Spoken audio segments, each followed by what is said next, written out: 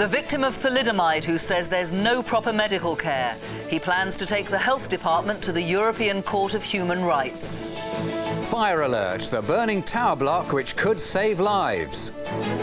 It's Wednesday, so it must be Worcestershire. Ian Botham goes marching on.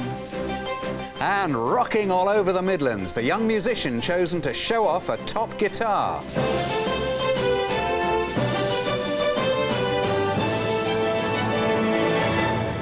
Good evening. A man from the Midlands says he'll take the Department of Health to the European Court of Human Rights over what he claims is the inadequate medical care for the victims of thalidomide. According to Freddie Astbury from Cheltenham, many victims go through unnecessary pain because doctors don't realise they have damaged internal organs as well as limbs.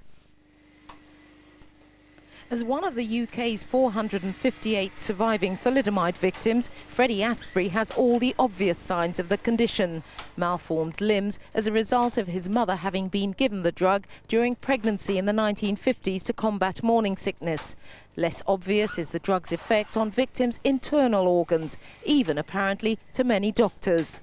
The most common problem that thalidomide people have is because of the limb deformities, is they don't take very well to anaesthetic. Now, I had a very minor operation, yet I died 3 times. The Department of Health are actually putting us at risk rather than saving lives. The level of disability and the damage to internal organs vary according to when in pregnancy the drug thalidomide was taken. We also have another thalidomide victim who was rushed into a hospital with severe stomach pains.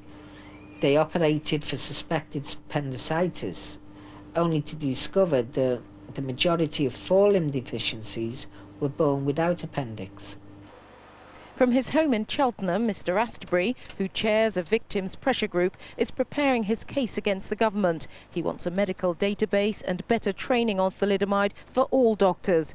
So far, the government's refused to provide funding. Liz Munro, BBC Midlands Today, Cheltenham. We're joined from our London studio by Dr. Klaus Newman. He's a specialist in the treatment of thalidomide victims. Dr. Newman, it's perhaps understandable that many doctors haven't come across thalidomide victims personally, but why do you think there's such ignorance of the condition? There are only about 350, 380 or so thalidomide victims in this country, and therefore it would be intrinsically very unlikely for any GP to meet one. That doesn't mean to say that people with very special needs don't have every right, like anybody else, to have these needs seen to. But one should actually anticipate an absence of knowledge rather than merely accidentally find this. And what can this ignorance mean for the victims of thalidomide?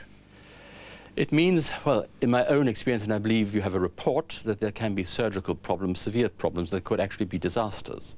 But those aside, there can be the severe psychological problem of pretty well knowing before you start that the response you will get is, well, I haven't a clue, but I'll do my best.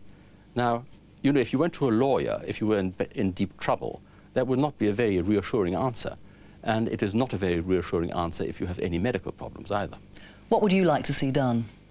In my opinion, there has to be a nationally funded central resource for this as for other really rare conditions. There would be a great economy in putting them together. But the health service is simply not organised to look after very rare specialities, and it should be. Dr. Newman, thank you for joining us.